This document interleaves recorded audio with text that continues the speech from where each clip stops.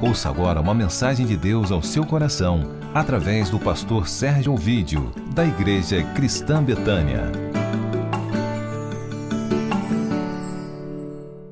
Abra sua Bíblia no Evangelho de João, capítulo 9, versículo 1.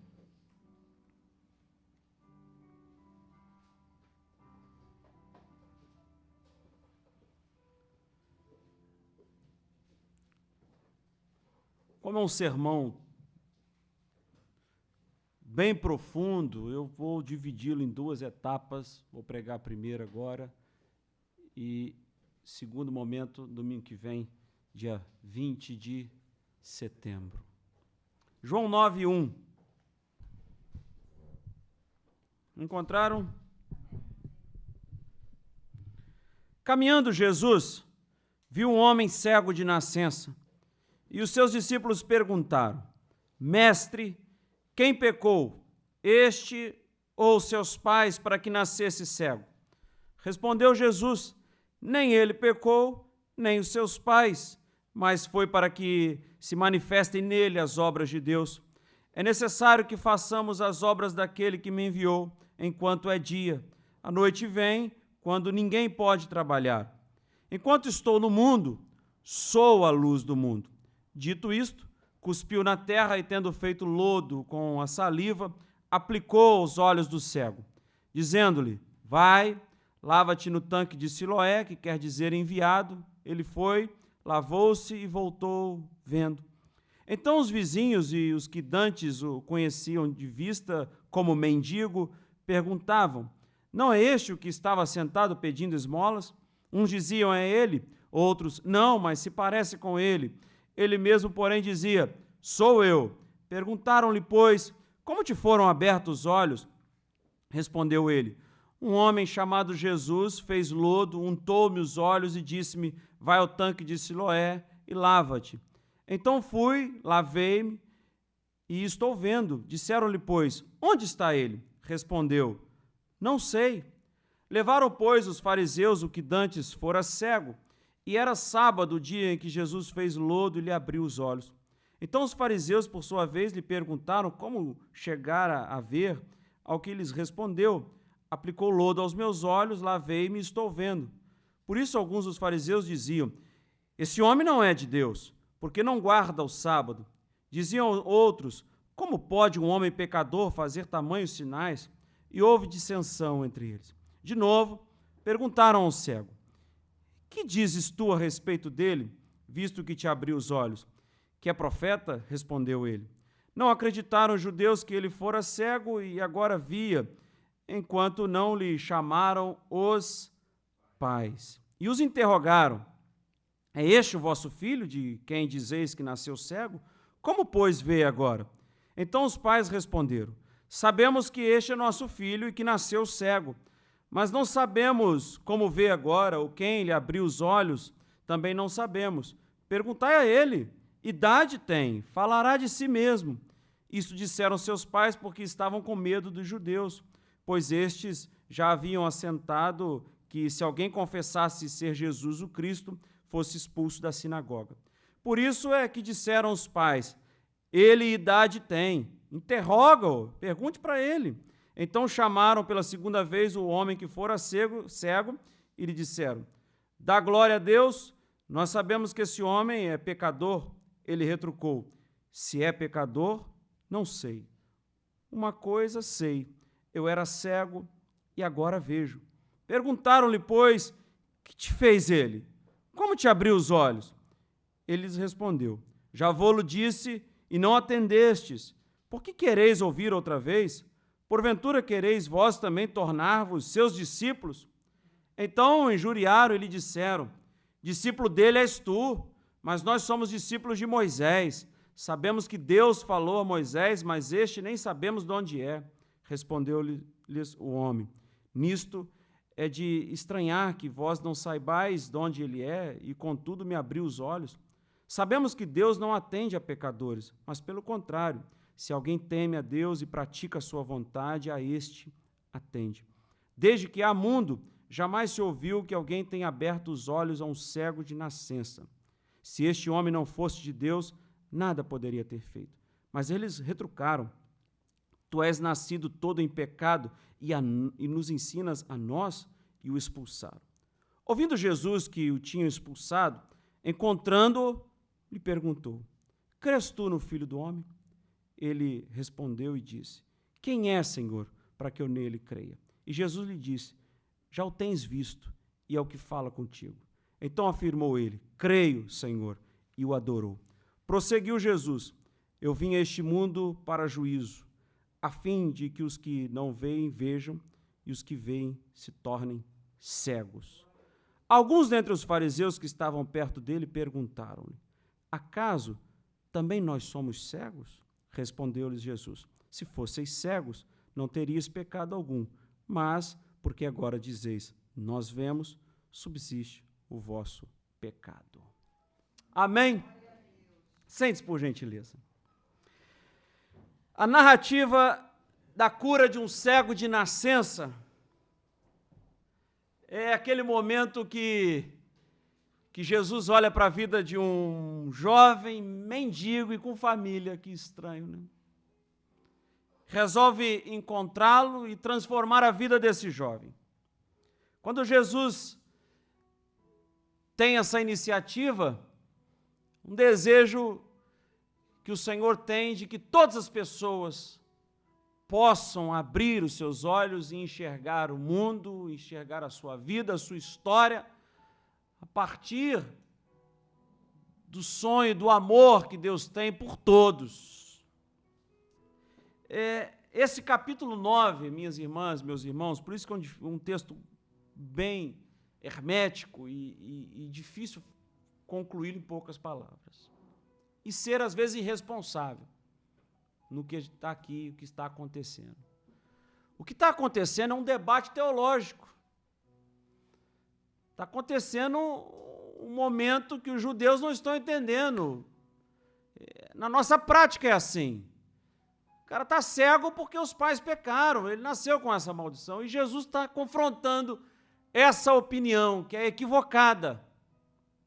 E para a compreensão desse texto, capítulo 9, a gente precisa ler o capítulo 8, olha como o texto é difícil.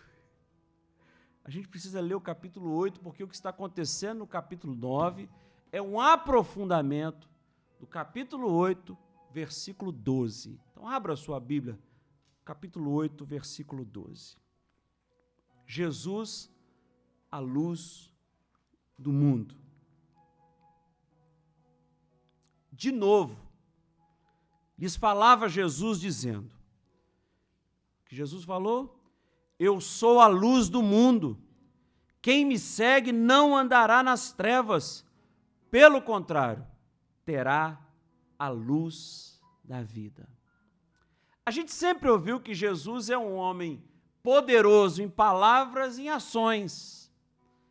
Ele não poderia em nenhum momento dizer ser a luz do mundo, fazer um discurso no capítulo 8, onde ele afirma ser essa luz do mundo, onde ele defende a sua autoridade, defende a sua missão, e não mostrar isso na prática. Então, o capítulo 9 é a consequência daquilo que ele falou que ele era. Sou a luz do mundo. Quem está comigo, quem andar comigo, não ficará nas trevas. Pelo contrário, terá a luz da vida, que eu sou essa luz. Então, encontrar-se com Jesus é ganhar essa luz da vida.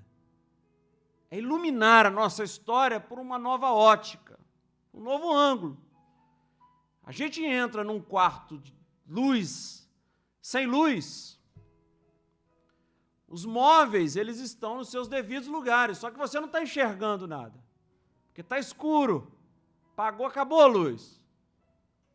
Você está tentando se achar para não tropeçar. E aí voltou a luz. Foi no interruptor, acendeu a luz, os móveis mudaram de lugar, cama foi para outro local, não, está tudo no mesmo lugar, A vida é assim, está tudo no mesmo lugar. Só que essa luz da vida que nós recebemos dará condições para que possamos enxergar as coisas, nós possamos nos situar, possamos dar os passos corretos. Então é essa luz que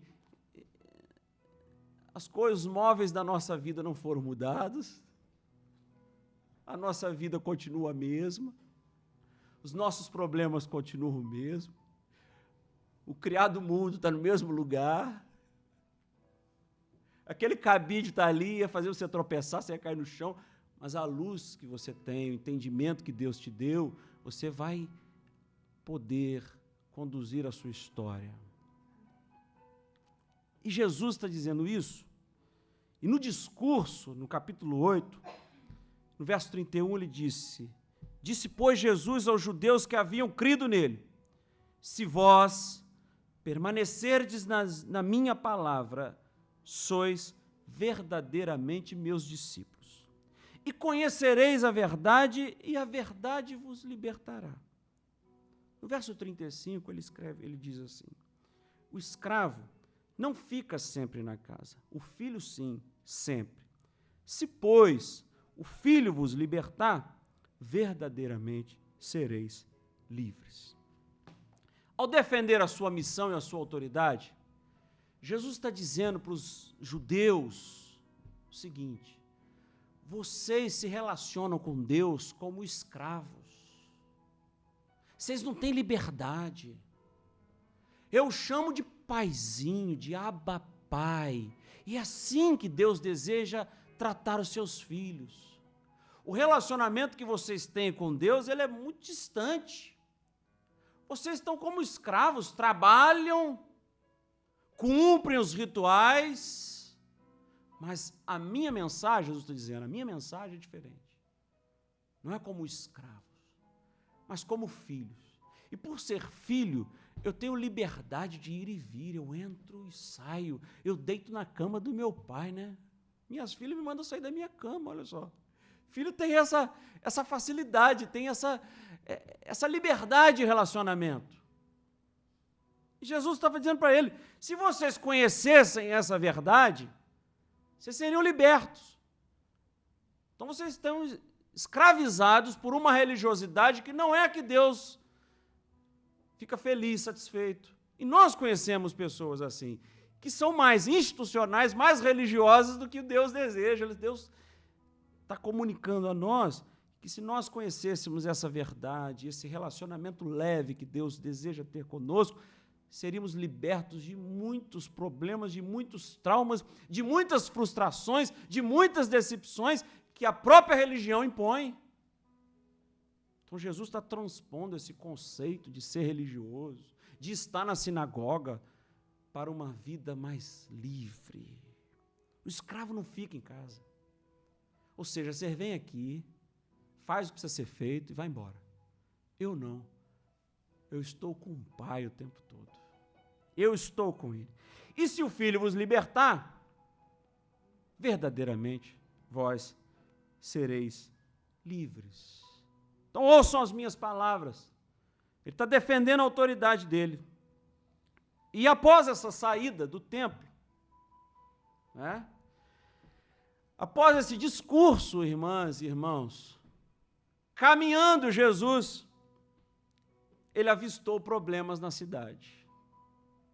Após o discurso, no templo, falando a judeus, a fariseus, ele sai.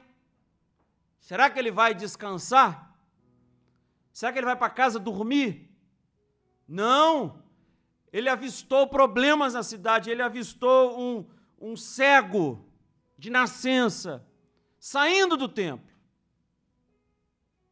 A gente sai do templo e sai pensando nos nossos problemas, sai pensando nas dificuldades que vamos enfrentar durante a semana, e Jesus sai do templo com esse pensamento de que ele é luz do mundo e ele precisa iluminar a vida das pessoas, ele precisa lançar luz, ele precisa levar esperança a esses corações. E ao sair do templo, ele avistou problemas, e ao avistar problemas, ele foi ajudar a resolver esses problemas. E um problema teológico, que se arrastava por anos, Jesus resolveu confrontá-lo. Jesus tinha muitos problemas. Nesse momento aqui, se você ler os versículos que precedem o capítulo 9, resolveram pegar pedras para atirarem nele. Então Jesus está saindo do templo, as pessoas estão pegando pedras para serem atiradas em Jesus, e Jesus está preocupado com o cego de nascença, está preocupado com os problemas que ele avistara ali naquele momento.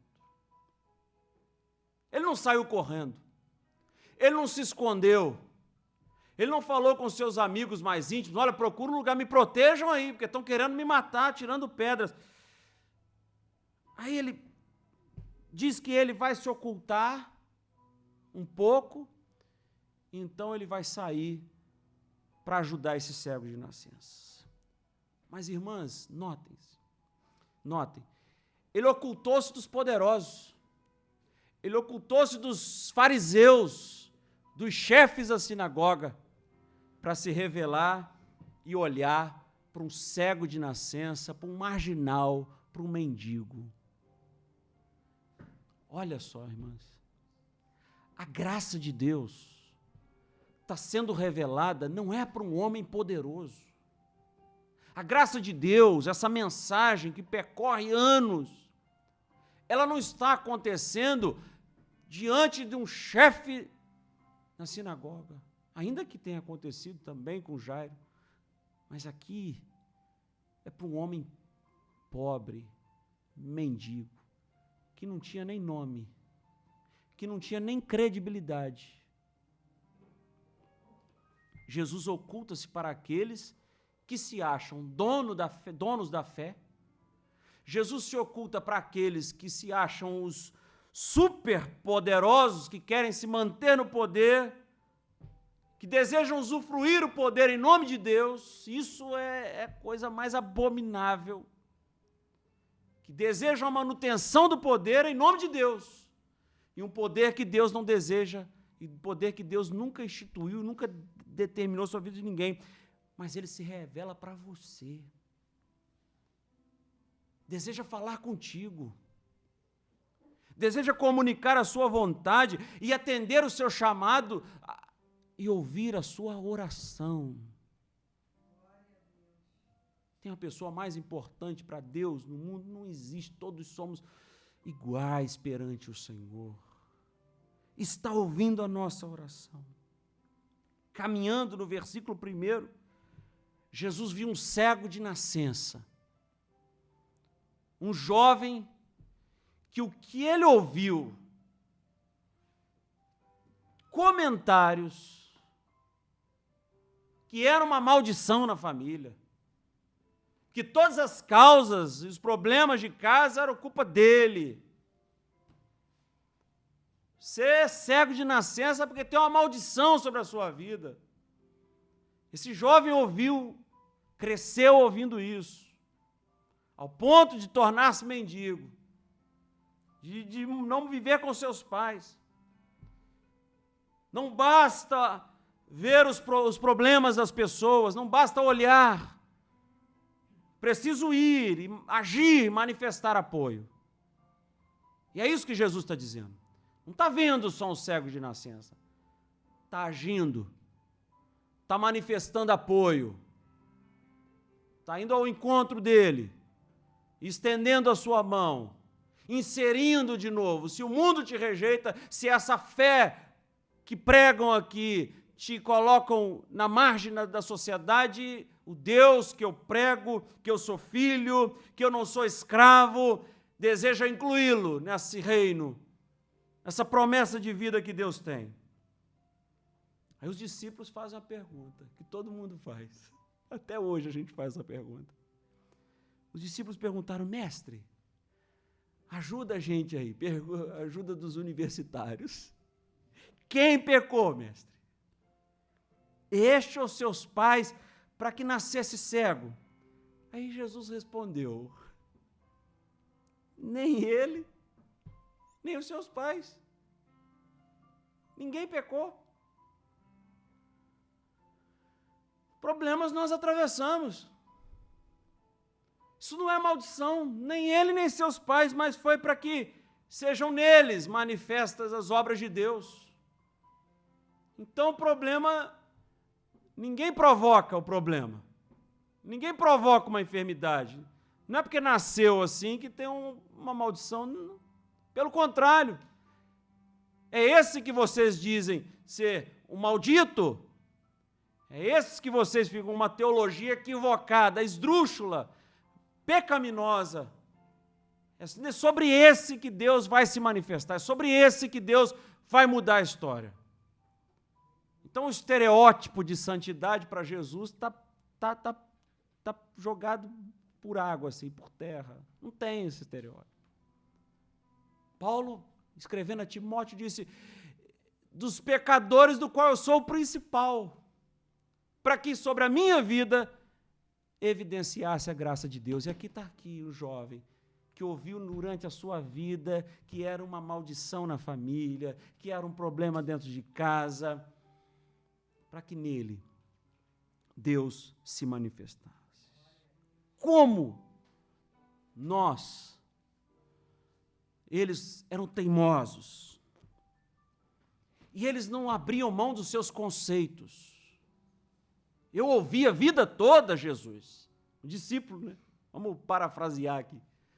Os discípulos comentando com Jesus, eu ouvi a vida toda que esse cara está cego, é porque tem uma maldição sobre a vida dele. E conceitos arraigados.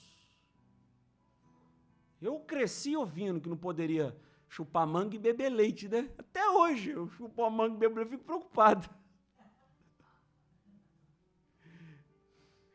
Não podia chupar jabuticaba, eu morava na roça, né? Não podia chupar jabuticaba e beber Coca-Cola, já ouviram isso? Pai, não sei, acho que era para economizar Coca-Cola. E sempre que você vai chupar a manga e beber o leite, você fica preocupado. Será que não vai fazer mal? Porque eu cresci a vida toda ouvindo isso, que faz mal, né?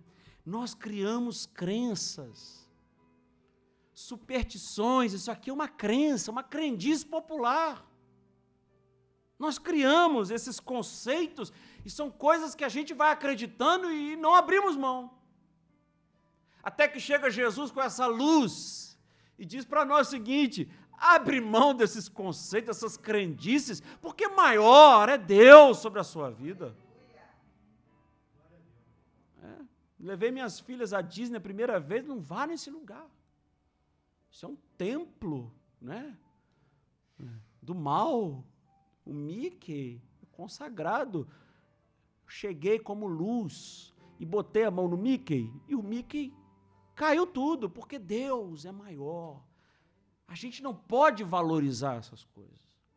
Nós cremos no Senhor, que cuida das nossas vidas.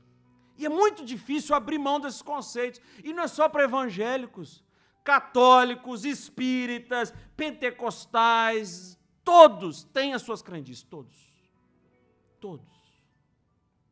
Todos têm aquele amuleto que eles se prendem nele e não abram mão de jeito nenhum. Né? A gente fica igual o Ariano Suassuna falava sempre isso, de mulher nordestina, que não abre mão. Isso aqui é branco nada, é preto. Branco, preto. Já contei a história para vocês da pulga na camisa branca, né? A mulher, o moço lá no Nordeste, a camisa branca, bem passada. A mulher falou, pulga. Pulga nada, mulher. É pulga. Pulga nada. Isso não é pulga, não. Pulga, sim. Mulher, se você falar que isso é pulga mais uma vez, eu te dou uma coça, hein? É pulga. Mulher, vou te amarrar, hein? Amarrou a mulher. É pulga. Se você falar mais uma vez que é pulga, eu vou te jogar amarrada nessa caixa d'água. É pulga! Jogou a mulher na caixa d'água. Amarrada.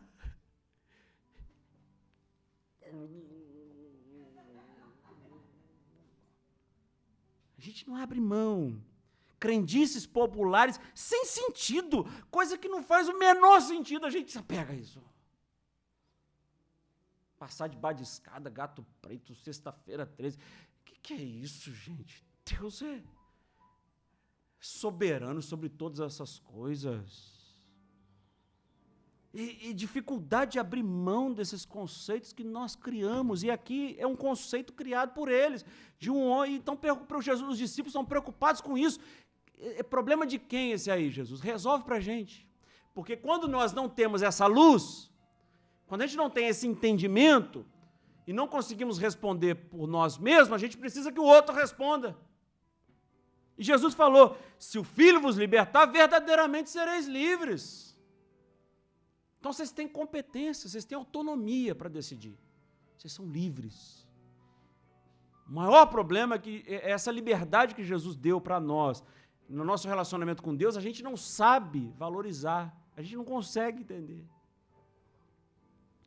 Peculiaridade essa que não é só do judeu, não, do ser humano. Mas é um conceito judaico aqui. É uma afirmação judaica, da fé judaica.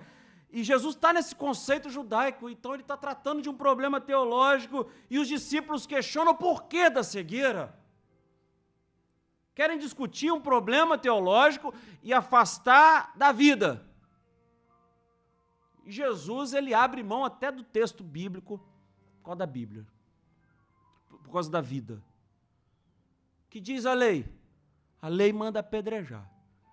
E eu digo para vocês que aquele que não tiver pecado, que atire a primeira pedra. A vida é uma norma que Deus não relativiza nunca. Tudo é relativo, mas a vida não.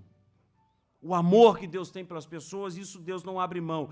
E uma crença que estava no meio do contexto judaico, presente na vida de Jesus, e Jesus vai trabalhar essas questões. Eu quero ficar por aqui, para domingo que vem, a gente então entender como Jesus trabalha essas questões e como separar, olha aí, vai para a sua casa pensando nisso, como separar as nossas crendices, como separar as nossas crenças para ficarmos com a essência, com o âmago do Evangelho. Como fazer essa separação? Jesus vai trabalhar essas questões, esse texto. E é isso que nós vamos, semana que vem, debater. Como separar as nossas crenças. Crente também tem crença, né? Aquela caixinha de versículo bíblico. Qual é agora? Opa, é. E caixinha de promessa. Não, esse aqui não é bom não, dá outro aí. Não tem nenhum ruim, né? Tudo bom. E Jesus aproveita, então, para responder um questionamento dos discípulos e dar uma dimensão correta a eles. É isso que Jesus vai fazer. E nós vamos continuar semana que vem. Muitas crendices, misticismos que nós temos, nos apoiamos em cada coisa, questões incorporadas ao Evangelho. Semana que vem a gente continua. Amém? Quero orar por sua vida. Quero orar para que você confie no Senhor. Você não tem que ter medo de nada, nem seta que voe, nem mortandade que assole o meio-dia, 1000 cairão ao teu lado, 10.000 à tua direita, 1.000 à tua esquerda, não tem problema quantos são de cada lado. Deus é quem preserva a nossa história. Nós temos essa luz. A gente tem que parar de iluminar aquilo que é equivocado para iluminar e dar dimensão correta à nossa fé. Fique de pé, por gentileza. Senhor, nesta manhã, nós estamos caminhando contigo e aprendendo um pouco. de como o Senhor nos ensinou a superar essas crendices, para ficarmos com a essência da sua mensagem, com o âmago do Evangelho, com aquilo que verdadeiramente transforma a nossa vida, Pai. Venha derramar o teu poder, a tua graça, nos instruir na sua palavra, Senhor, e que somos livres, recebemos a luz do mundo, recebemos o Senhor nos deu autonomia para decidirmos, mas sempre com responsabilidade. Abençoe cada irmã, cada irmão, em o nome de Jesus. Amém. A gente não pode servir ao Senhor coberto unicamente com um lençol.